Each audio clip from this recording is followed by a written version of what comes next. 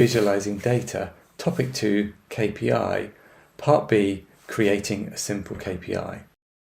The learning objectives for this topic are to see an example of how to create a simple KPI.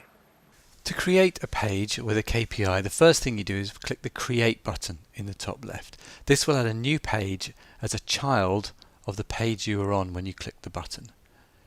Then you just type a title and press Return. And now it puts in the body of the page, and then you use this menu, the Insert menu, and you select KPI. Then you click Save.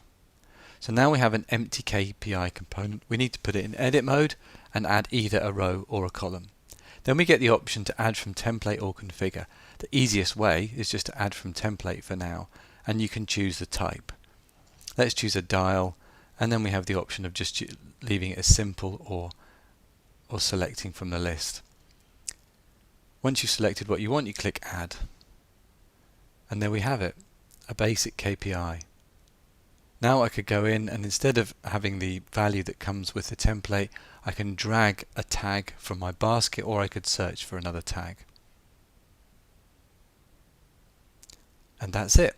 That's how to add a KPI to a page.